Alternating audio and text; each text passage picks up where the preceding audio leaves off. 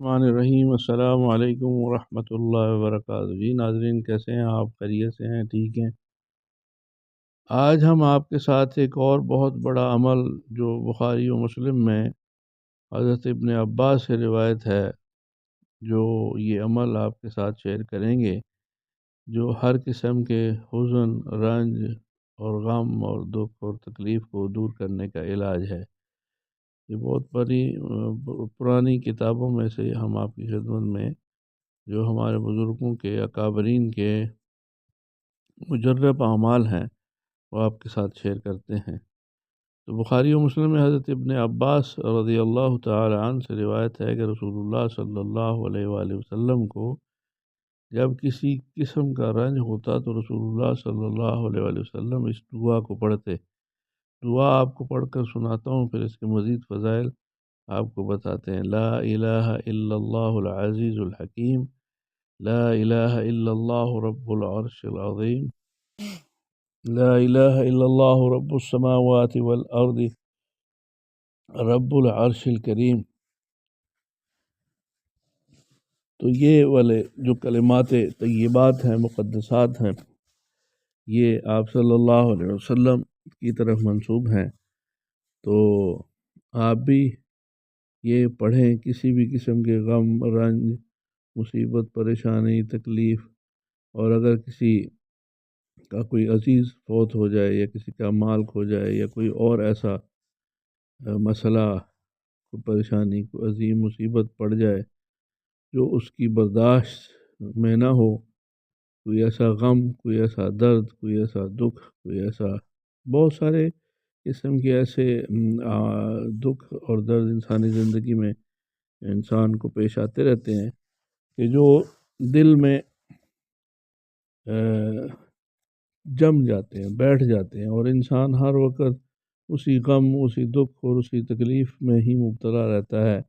کوئی ایسی یاد کسی اپنے پیارے، کسی اپنے عزیز، کسی اپنے کی جو جدائی کا غم ہوتا ہے، یہ والا بہت زیادہ تکلیف دہ عمل ہوتا ہے، غم ہوتا ہے۔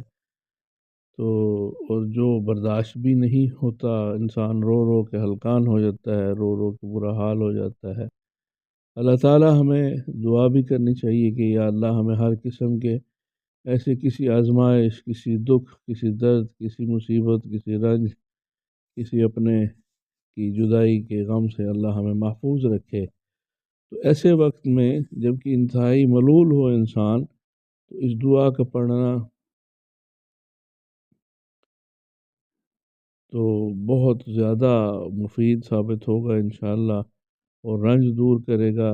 جس طرح کا بھی غم ہو، جس طرح کی بھی تکلیف ہو، جس طرح کی بھی کیفیت ہو، اور اس کو 12 دفعہ پڑھنے سے انشاءاللہ تعالی رنج میں کمی یقیناً محسوس ہوگی۔ تو بعض علماء نے تو اس دعا کو اسم اعظم بھی فرمایا ہے۔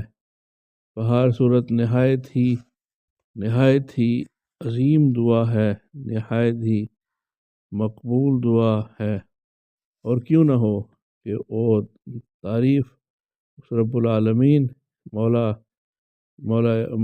کائنات کے رب کی ہے، کائنات کے مالک اور خالق کی ہے، کائنات کے جو رب العالمین ہے اس کی تعریف بیان ہو رہی ہے، اور منسوب کس ذات پاک یعنی رسالت مآب صلی اللہ علیہ وآلہ وسلم کی ذات پاک سے یہ الفاظ منسوب ہیں کہ آپ صلی اللہ تعالی علیہ وبارک وسلم نے یہ الفاظ ادا فرمائے۔ تو سبحان اللہ، ان کے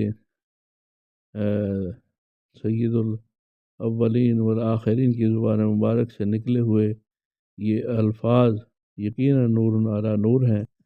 تو آپ سب سے گزارش ہے کہ ویسے بھی اس کو عام روٹین میں بھی ان الفاظ کو پڑھا جائے تو یقیناً اس کے اور بھی بہت زیادہ فوائد اور ثمرات حاصل ہوتے ہیں، اور کسی غم کی کیفیت میں انسان پڑھے تو اور زیادہ اس کا فائدہ ہوتا ہے، اور اگر ویسے ہی حفظ ما تقدم کے طور پر ویسے ہی انسان بندگی میں، عاجزی میں اپنے رب کو راضی کرنے کے لیے ان کلمات کو پڑھتا رہے تو بھی یقیناً بہت زیادہ فائدہ مند ہوں گے انشاءاللہ العزیز۔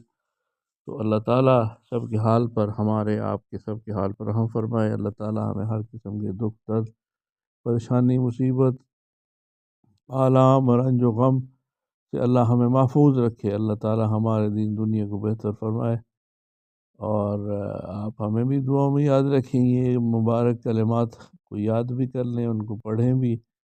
تو بلکہ اسم اعظم جیسا کہ بعض بزرگوں نے فرمایا ہے، تو انہوں نے اس کو اسم اعظم یعنی انہوں نے اس کے برکات، ثمرات اور فوائد کو یقیناً حاصل کیا، تو جس کے نتیجے میں انہوں نے اس کو اسم اعظم قرار دیا۔ تو یقیناً جب بزرگوں نے کچھ کلمات کو بار بار پڑھا ہوتا ہے، پھر ان کی زبان پاک ہوتی ہے، ان کا جسم پاک ہوتا ہے، اور ان کی رب کے ساتھ لو لگی ہوتی ہے، تو ان الفاظ میں پھر وہ ایک جامعیت اور ایک عظیم روحانیت پیدا ہو جاتی ہے۔ تو آپ ضرور یہ کلمات ویسے بھی روٹین میں پڑھیں، اور ہمیں دعاؤں میں یاد رکھیں۔ جب پڑھیں تو اپنے لیے بھی دعا کریں، ہمارے لیے بھی دعا کریں، ساری امت مسلمہ کے لیے دعا کریں۔ اللہ تعالیٰ ہم سب کے حال پر رحم فرمائے۔ آپ ہمارا چینل سبسکرائب کر لیں، لائک اور شیئر کر دیں۔ والسلام علی من اتبع الہدی۔